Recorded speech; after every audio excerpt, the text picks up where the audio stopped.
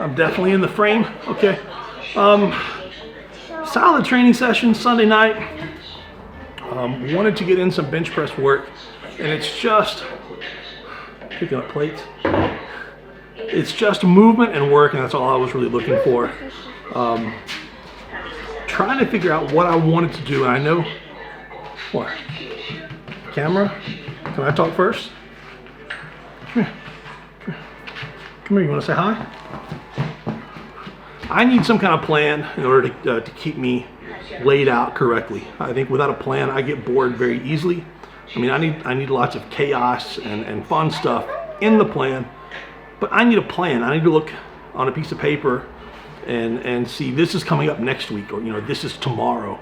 Let's get ready. Let's get excited for it. So I know that I don't need to push things. I mean, there's no reason to push anything, and it wouldn't be smart to push anything really hard. Got some new toys I want to play with. I haven't bench pressed hard in a few weeks. I'm not ready to log press yet. I still am a little nervous to get the log up on my chest, pressing down on my lungs. So I think as long as I can continue to get my back healthy and build everything around it. I mean, my log press is absolutely horrible, and it's not just. I mean, it's so bad. It's not that I'm not going to work on it. It's going to get worse. So several years ago, I made a program, and it's a variation of one that I used with a couple of different clients with a lot of success, called the Nemesis program. And I put it out at Elite FTS, and I would let it out week by week with lots of descriptions and videos and photos and how to implement it for you. So I went back and found that program, started at week 1, training session 1, and that's what I'm going to do on bench press starting out. So today was, please don't, high five. What about this? Hey. There we go. Today was me establishing what I think is a safe training max. I felt I could do a safe bench press with 100 kilograms, 220 pounds, plus the bands. I know the bands at lockout are 90 pounds.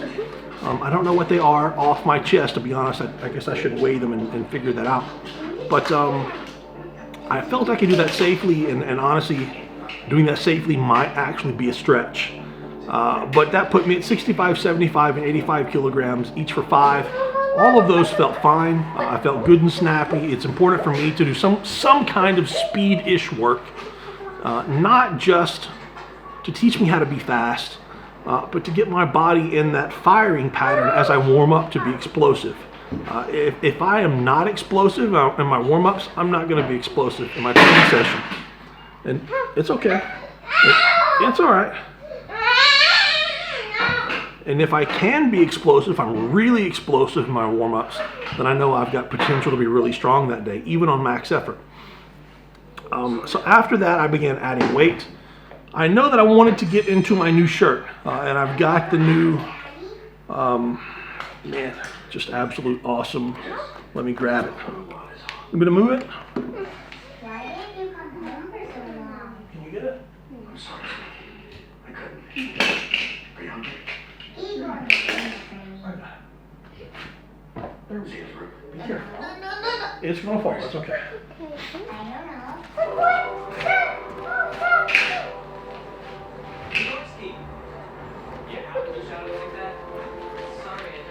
Wow, picking up plates, carrying around the house.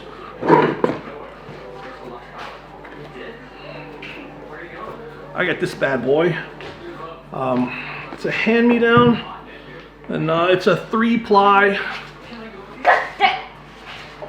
Ridiculous. You just slide it in.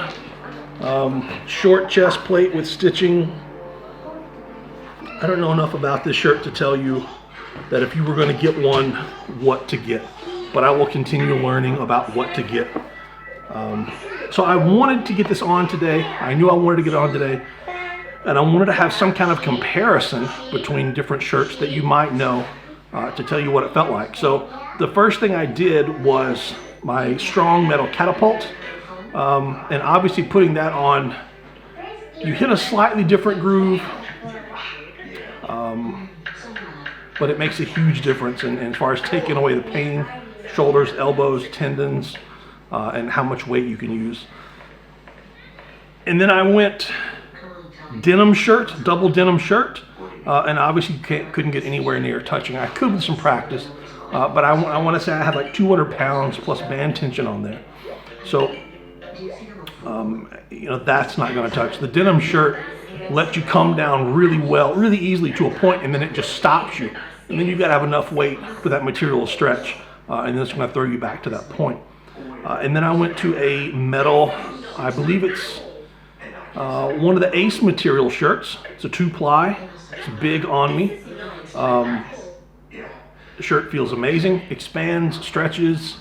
It'll let me touch that weight as well, and it flew up. So then I put this shirt on, not knowing what to expect. I mean, I've put it on, and I can't get it to budge with any kind of rowing. I tried to do push-ups with it last night, can't get it to budge, and I'm 292, 293, 294, and in push-up position, dive bombing it. I can't get the shirt to budge at all.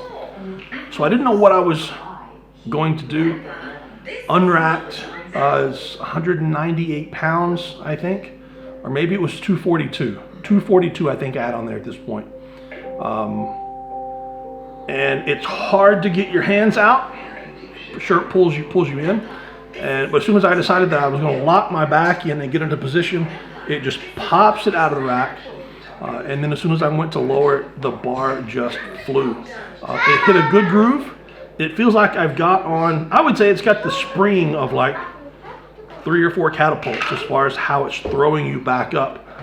But I cannot believe this thing touched with 110 kilograms, 242 pounds. I can't believe it touched. It just felt like when I hit the right groove, the bar just flew down, and I mean, just it threw it back up. So I added more weight, went to 286, 130 kilograms. That was probably easier than the 242 because I had a little better idea what to expect. So, I mean, that's 286 plus 90 in bands.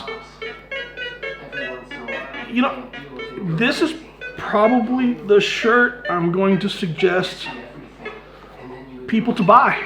If you're looking for a bench press shirt, maybe you are or are not looking to compete. If you're not looking to compete, this is easy to slide on. You put it in your gym bag, you just slide it on. I didn't need anyone to pull me into position. I didn't need anyone to pull it down. I didn't need any extra special spots. It's not tied on the sleeves. You can get a size big, you can get custom. They do call it F8 Customs. And you can touch a lightweight, and I guarantee you can set PRs if you want to. Now, as easy as that came up, let's just have a rough idea. That was 375 at the top. I'm pretty doggone sure if I would have been more comfortable, I could have definitely just continued to add weight and set a PR first time in the shirt. Don't know if I could have done it safely here at home all by myself. Not the smart thing to do first training session back anyway. But if you are a beginning lifter, this is a whole lot of help. But you could obviously get a thinner one. This is 3-ply minimum with stitching. But you could get a single or a double, and it would be, I'm sure it would just be fantastic. It's got a big enough groove. And if you wanted to compete in the unlimited division, holy cow, you better just start building some serious strength, because you're gonna have a lot of potential with this bad boy. It's absolutely crazy. So that's my training session. I wanted to do some lats. I will wait and do some reverse hypers, lats, and abs before bed. I'm gonna do some calves just for blood flow in the calf and foot area. One big client of work to get done tonight, and then maybe some TV to watch. Either way, I'm hoping I can do Atlas stones tomorrow. It depends on how I feel and whether I find my stone sleeves. So either way, have a good one, guys. See you tomorrow.